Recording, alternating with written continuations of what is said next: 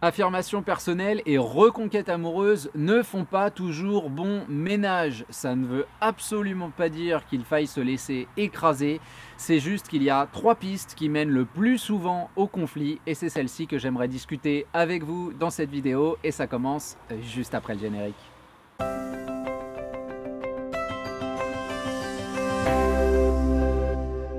Salut à vous, c'est Jean-Baptiste de jbmerci.com, ravi de vous retrouver aujourd'hui pour continuer nos réflexions autour de votre reconquête amoureuse. Et le sujet du jour, c'est quelque chose d'extrêmement contemporain, dont on entend vraiment parler, j'ai envie de dire presque tous les jours à partir du moment où on est un petit peu basé sur les idées qui sont regroupées derrière l'égide du développement personnel. L'affirmation personnelle, c'est cette capacité, cette volonté justement de prendre sa place, de ne pas juste être relayé dans le paysage, d'avoir son importance, d'avoir une stature, etc. etc.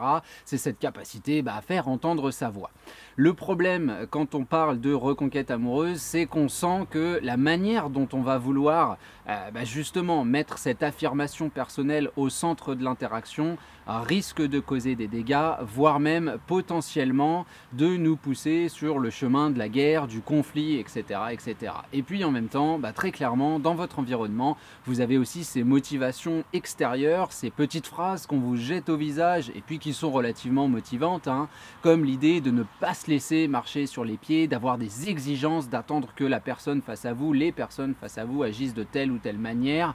Et on sent donc que la manière dont va être traitée l'affirmation personnelle va être relativement importante dans la création d'une cohésion comportementale pour mener votre reconquête amoureuse. Si vous ne voyez pas vraiment de quoi je parle, il n'y a pas de souci, on va détailler tout ça à travers donc 3 axes d'affirmation personnelle qui ont quand même tendance, soyons honnêtes, à créer plutôt du conflit que de la positivité. Et le premier, bien évidemment, c'est l'ego. Je veux dire, cette valeur-là, cet instinct dont on parle si souvent, j'en ai parlé dans la dernière vidéo, cette espèce de moteur incroyable qui nous dit qu'effectivement, on ne peut pas rester dans le caniveau, qu'il va falloir se relever, qu'il va falloir se construire, se reconstruire, etc. etc.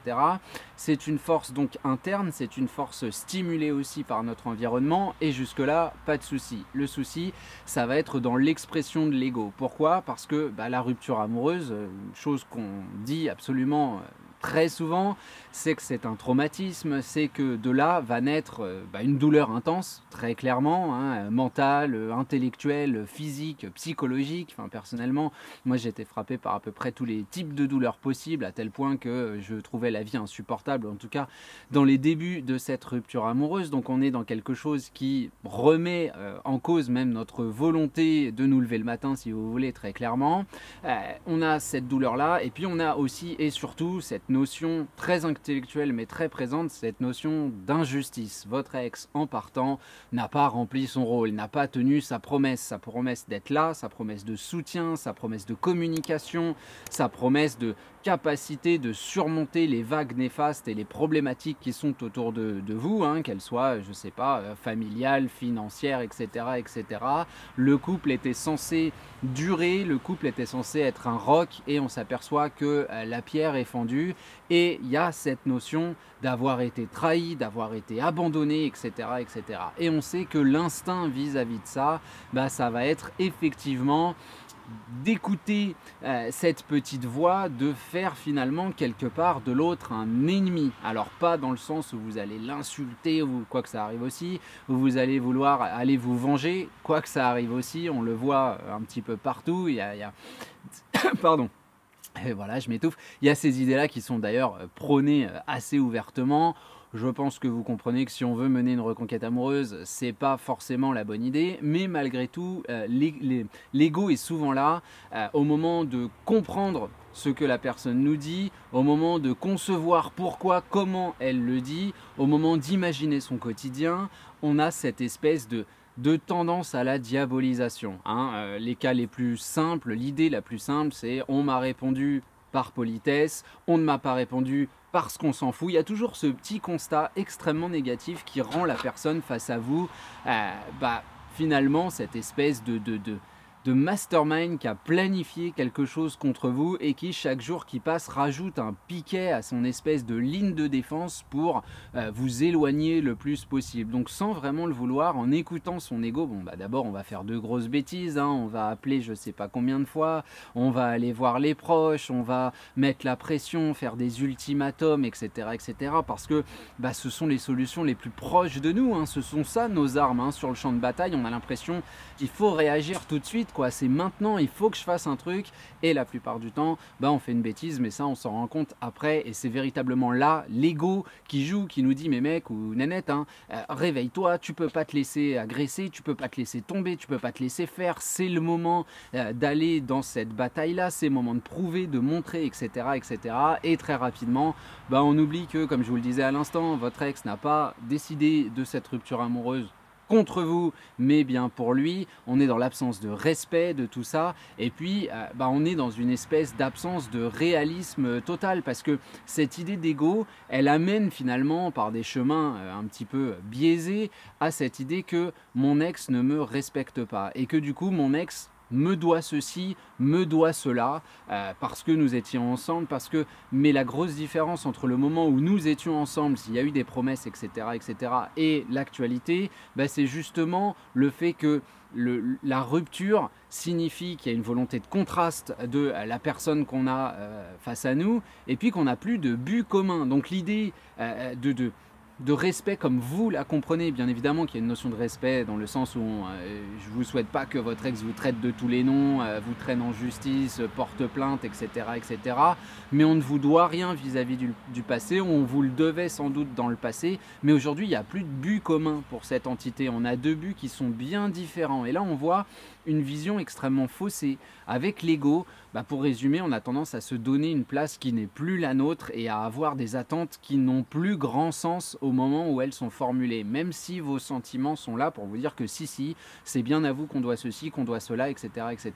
L'ego, pour moi, c'est une très mauvaise façon, c'est un très mauvais chemin pour formuler son affirmation personnelle, parce que bah, on va être trop dans le guerrier, on va être trop dans l'instinctif, on va être trop dans la réaction plutôt que dans la construction, et ça c'est la première des valeurs, le premier des cheminements que je voulais discuter avec vous. La deuxième chose qui pour moi bafoue même complètement l'idée d'affirmation personnelle, bien qu'on ait l'impression de la respecter à travers cette vision là, c'est la domination dans le couple. Et ça c'est des, pardon, je vais essayer de pas être vulgaire, mais c'est des idées, voilà, j'ai évité de dire un autre mot, c'est des idées que j'entends absolument tous les jours, et pour être très honnête, elles me sortent par les yeux. Alors je comprends qu'on les défende, et j'ai rien contre les gens qui les défendent, et si c'est votre cas, j'ai pas de souci avec vous, c'est juste l'idée en elle-même qui moi m'horripile un petit peu, vraiment me fait hérisser le poil, c'est cette idée que j'ai pas envie d'être acquis, je vais devoir montrer qui je suis,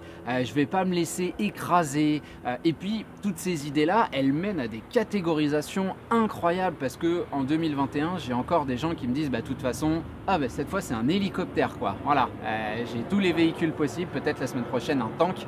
On va le laisser passer, vas-y mon coco, c'est parti. Donc oui, ça nous mène à des catégorisations qui sont absolument incroyables, et comme je vous le disais, en 2021, encore aujourd'hui, on va me dire hey, les hommes de toute façon sont comme ci ou comme ça, les femmes de toute façon sont comme ci ou comme ça, et puis comme c'est une femme et qu'elle fait tel métier et qu'elle a tel âge, bah tu comprends, et on va justifier soit des comportements qui sont absolument pas cohérent ou pertinent dans le sens reconquête amoureuse, hein. Je ne suis pas en train de qualifier de folie les actions qu'on peut faire, quoique parfois ça va un petit peu loin. On va se trouver des excuses donc à nos comportements déviants, on va trouver des excuses pour justifier que finalement la reconquête amoureuse ne fonctionnera jamais, parce que tu comprends, mon ex est une femme, elle est avocate, elle a 42 ans, et bam, là elle est dans sa petite case, elle peut plus en sortir, etc. Cette idée de domination, donc ça donne lieu à une rigidité intellectuelle incroyable, et puis surtout à du non-sens quoi. Cette idée que ah bah non attends, moi mon ex m'a appelé pour que je lui rende un service, attends tu m'as laissé tomber comme une merde, aujourd'hui bah moi il va falloir que tu comprennes que je mérite mieux. Donc là on mélange un petit peu l'ego et la domination, et quand tu viendras ramper à ma porte, et bah là potentiellement je t'ouvrirai, mais il va me falloir de sacrées excuses. bah, c'est pas de l'amour ça, en fait. Voilà, c'est tout. L'amour n'est pas un enjeu de domination. Oui, il y a de la douleur, oui, il y a du tort, oui, il y a de l'injustice. Vous n'êtes pas un super-héros et l'idée, c'est pas de redresser les torts. C'est pas que la personne que vous avez face à vous se dise effectivement, j'ai déconné, je reviens, je vais faire amende oui, voilà, il est perdu ce terme-là, mais je vais essayer de te prouver que je mérite effectivement ton amour, ton respect, etc. Et puis merde, quoi, après, je suis en phase de test, j'ai une mission d'intérim pour te prouver que j'ai vraiment fait une connerie et que je suis vraiment sincère. Ça n'existe pas, ça. Ça n'existe pas. L'amour, encore une fois, c'est quelque chose, c'est une énergie, c'est pas quelque chose qu'on... comment dire, qu'on construit intellectuellement, et ça ce sera notre troisième point sur lequel je ne vais pas tarder à enchaîner, mais là il y a véritablement cette idée de domination, on la retrouve absolument partout. On n'a pas envie d'être sympa, on n'a pas envie de répondre à un texto, on n'a pas envie de montrer que finalement on est atteignable, etc. parce qu'il faut que l'autre galère. Moi, je trouve ça complètement ridicule et très clairement, c'est pas parce que vous répondez à un texto, c'est pas parce que votre ex vous a demandé un service en galère et que vous l'avez rendu que là, elle se dit « il est toujours à ma botte, il ne m'intéresse pas, ce n'est absolument pas sexy ou c'est absolument pas... » Mais on réfléchit pas dans ces termes-là, on réfléchit pas du tout dans ces termes-là. Je veux dire très clairement, il y a une corrélation humaine à un instant T, j'ai besoin d'un service, je te demande, tu me le rends, c'est cool. Il y a certainement une notion d'égoïsme dans le relationnel, bien évidemment, on est des êtres humains, donc les gens qui nous entourent sont des gens qui nous apportent quelque chose. Et oui, quand on a besoin de quelque chose, on demande aux gens à qui on a confiance, des gens qui peuvent nous fournir cette chose-là, nous aider dans ce domaine-là, etc., etc. J'ai un problème avec mes impôts, devinez quoi, j'appelle ma comptable. C'est pas ma meilleure copine, évidemment, et oui, le coup de téléphone est souvent hyper sympa, hyper dynamique, etc. Bien évidemment, à partir de là, elle m'enverra un mail pour je sais pas, des conseils en reconquête amoureuse, sans doute que je partagerai, etc., etc. Enfin, je veux dire, merde, c'est quand même la logique basique du relationnel. Pourquoi s'enfermer dans l'idée de compter les points, dans l'idée qu'il y en a un qui gagne, un qui perd, un qui manipule, un qui est victime, un qui triche, un qui doit découvrir la tricherie. Cette vision-là de l'affirmation personnelle, quand je l'explique comme ça, personnellement, je vois pas d'autre terrain d'expression que le conflit, la suspicion, la méfiance. On a l'impression, oh là là, j'ai eu un sourire, ça doit cacher quelque chose. Je vais embaucher Sherlock Holmes, il va m'aider à découvrir le fin mot du... Est-ce qu'on ne peut pas juste vous adresser un sourire? Est-ce qu'on ne peut pas juste vous demander un service? Est-ce qu'on n'a pas juste le droit d'être un humain 5 minutes et d'arrêter de réfléchir en long, en large, en travers sur les comportements, leurs implications, etc., etc. Bien évidemment, ça renie pas la possibilité que oui, vous êtes utilisé, grand secret qui n'en est pas un, on utilise en permanence les gens qui sont autour de nous et ils nous utilisent en permanence. Qu'est-ce que c'est que le travail? Vous avez signé un contrat de travail pour vendre votre force de travail à un mec qui va faire du fric dessus. Enfin, techniquement, plus grande manipulation, ça n'existe pas, mais chacun est content parce qu'il y en a un qui produit de la richesse pour son entreprise et puis il y en a un de l'autre qui produit de la richesse personnelle. Donc on voit que là, comme je le disais dans la première partie, il y a un but commun, il y a une entente, il y a une possibilité de respect, mais on n'est pas dans cette volonté de faire de la domination, ce qui va relier, ou ça n'a aucune importance dans la reconquête amoureuse à mon sens. Et je sais que là, je vais faire crier tous les gens qui me parlent de perversion narcissique, etc. J'ai envie de dire, à un moment, si vous estimez, et si vous êtes sûr, et vous savez que votre ex est un ou une pervers narcissique, pourquoi mener une reconquête amoureuse? Encore une fois, moi, tout niaisement, je défends l'idée de l'amour. Je me dis que si vous êtes en train de regarder cette vidéo, c'est que la personne face à vous, c'est la personne. C'est la personne, voilà, très clairement. C'est the one, tu vois, c'est la nénette ou le type dont tu es amoureux et avec qui tu veux faire ta vie. Pourquoi inclure toutes ces idées de problématiques, de violence, et puis on se fait des trous au cerveau, ça finit en mode mental, quoi. Moi, je trouve que c'est pas très intéressant et encore moins un bon moyen de faire entrer l'affirmation personnelle dans ces idées. Et le troisième de nos points menant donc à cette affirmation personnelle qui débouche directement sur le conflit, c'est le chemin intellectuel. C'est cette idée que ça y est, là vous avez compris un truc, quoi. Depuis la rupture amoureuse, vous êtes dans cette évolution, dans cette recherche de solutions, de changements, de contrastes, et c'est une très bonne chose. Et maintenant, que vous pouvez vous adosser tranquillement dans votre siège, regarder derrière, vous avez compris énormément de choses sur les problèmes de votre ex, sur la personnalité de votre ex, sur les problèmes de votre relation, sur les défauts de votre communication, sur l'impact de l'environnement, l'impact de l'environnement sur votre relation, sur ce qui n'a pas été, etc., etc. Et tout cela, vous avez envie de le partager, de le convoyer à votre ex pour qu'il ou elle comprennent. Et là, on peut être effectivement dans la volonté redondante d'expliquer les choses. Le problème, ça je le dis absolument tous les jours dans absolument tous mes coachings, c'est que la rupture amoureuse, la reconquête amoureuse, le couple, toutes ces choses-là ne sont absolument pas intellectuelles. L'amour, c'est pas une décision, c'est pas quelque chose qu'on va accepter suite à un espèce je sais pas, de grand oral si vous voulez, ou si vous avez la moyenne, hop, c'est bon, t'es accepté et vas-y, tu peux. Non, ça marche pas comme ça. Encore une fois, c'est une énergie, c'est du dynamisme. Donc venir expliquer que vous avez tout compris, que ça doit avoir un impact, que votre ex doit réfléchir sur ceci ou sur cela, techniquement, on est dans la coercition intellectuelle, on est dans la volonté de lui faire penser quelque chose qu'il ou elle ne pense pas, qu'il ou elle, vous estimez, n'a pas compris. Donc on respecte pas son choix, 2, on la prend pour un idiot ou une idiote. Évidemment, là je schématise, je suis cash là un petit peu sur cette phrase-là. Mais l'idée c'est un petit peu ça, techniquement, moi, quand j'ai rompu avec mon ex, qu'elle vienne m'expliquer que j'ai tort parce que X ou Y raison ou que... je lui dirais peut-être, mais c'est ce que je ressens à l'instant T.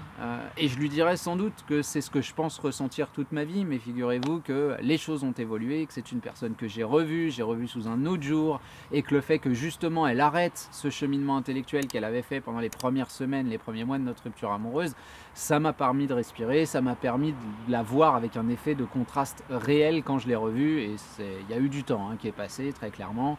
1 an et demi, je crois, à peu près, peut-être 2 ans, quelque chose comme ça. Et là, le choc a été relativement brutal. Mais l'idée, c'est pas d'attendre 1 an et demi ou 2 ans pour se revoir, c'est juste qu'elle communiquait très très mal et après, elle a arrêté de communiquer. Et c'est pas moi qui allais lui envoyer des textos. On lui demandait alors comment ça va, alors que j'avais déménagé dans un autre pays et que j'étais avec quelqu'un d'autre, bien évidemment. Donc il y a cette idée que cette volonté d'aller faire comprendre à l'autre, c'est oublier ce qu'est une rupture amoureuse, c'est une absence de réalisme total. Et puis c'est oublier que le pacte est présent. Et le pacte, c'est pas nécessairement cette façon de vivre la rupture amoureuse pour votre ex. C'est surtout une manière de vous le communiquer. Si dans la tête de votre ex, il y a des doutes, un possible sentiment d'ouverture envers vous parce qu'on vous trouve sympa, parce que justement vous réagissez bien face à la rupture, parce qu'on se voit toujours, etc. Même s'il y a des doutes, une naissance d'un sentiment, il y a relativement peu de chances qu'on vous l'annonce de but en blanc, et encore moins après une affirmation personnelle qui se ferait donc, le fameux camion est venu aussi, d'accord, qui se ferait donc à travers ce chemin intellectuel, si vous voulez. Donc moi, ces 3 idées-là, je vous les résume, l'ego, la domination et l'intellectualisation sont finalement des problématiques. Et pourquoi je passe mon temps? Parce que tout ce que je vous dis dans cette vidéo, je l'ai déjà dit dans plein de vidéos différentes, mais je trouve que ces choses-là, ces idées-là, sont des fléaux, sont des choses que je vois absolument tous les jours, et pas uniquement chez les nouvelles personnes que je peux avoir l'opportunité de coacher. C'est des choses qui sont présentes tout le temps, même chez des personnes que je suis depuis très longtemps. Alors tout le temps, j'exagère, il y a des personnes qui arrivent aussi à surmonter ce genre de choses, mais c'est en tout cas excessivement récurrent, et c'est totalement humain, c'est totalement normal. Je veux dire, il y a ce que je vous dis en vidéo, voilà, tu regardes, t'es gentil pendant 20 minutes, un mec qui me parle et youpi, ça me motive, et puis derrière il y a le terrain, derrière il y a cette phrase de mon ex qui me fait mal, derrière il y a ce coup de fil où j'ai pas trop suggéré, derrière il y a cette impression, derrière il y a la découverte de la tierce personne, et ça je sais bien qu'on entre dans d'autres critères et que c'est dans ces moments-là que vous auriez besoin d'aide. Malheureusement, je ne peux pas popper du plancher, mais il y a quand même cette idée que s'appuyer 30 secondes sur une réflexion autour de mon instinct et des bêtises qu'il peut me faire faire, personnellement, je trouve que c'est quelque chose de très intéressant. Et puis, si on veut parler d'affirmation personnelle, si on veut s'affirmer personnellement, mais merde, qu'est-ce qui nous empêche de nous affirmer avec un sourire? Depuis quand le fait d'être dynamique, d'être agréable, de proposer du mouvement, de l'assumer seul si la personne ne vient pas, de ne pas lui casser les bonbons, de ne pas lui parler de relations, de ne pas parler de son nouveau ou sa nouvelle tierce personne, le next ou la next, ce mot qui est ignoble, de ne pas aller contacter ses proches. En quoi est-ce que ça fait quelqu'un de vous qui n'est absolument pas affirmé, qui serait en prostré dans... Non, enfin je veux dire très clairement, c'est juste que vous ne partagez pas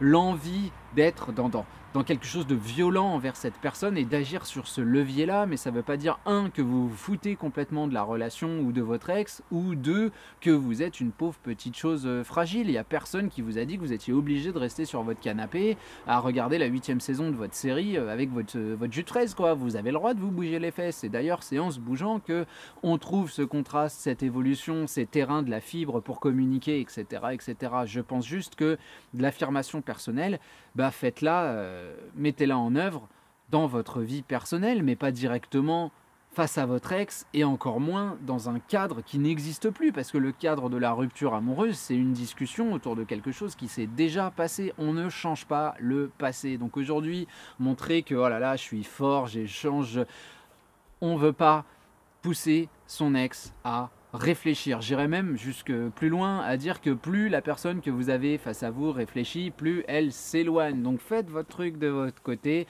et affirmez votre plaisir de vivre, votre joie d'être dans l'échange à travers du sourire et du dynamisme. Personnellement, moi, ça me paraît d'une évidence limpide. Je sais que ça ne l'est pas forcément quand on est dans une rupture amoureuse, mais je tenais vraiment à vous partager ça aujourd'hui. N'hésitez pas à me dire ce que vous en pensez dans les commentaires, à discuter un peu la manière dont votre affirmation personnelle a pu se traduire. Est-ce que vous avez fait des erreurs? Est-ce que vous faites ça comme il faut? Les commentaires sont là pour ça. N'hésitez pas non plus à continuer à soutenir la vidéo, un petit like, l'abonnement. On est tout près des 10 000 abonnés. Donc encore une fois, je ne vous remercierai jamais assez. Mais ce que je vais faire pour vous remercier, c'est que j'ai arrêté de parler sur cette vidéo. Je vous laisse tranquille. On se retrouve la semaine prochaine pour un prochain contenu. Salut à vous!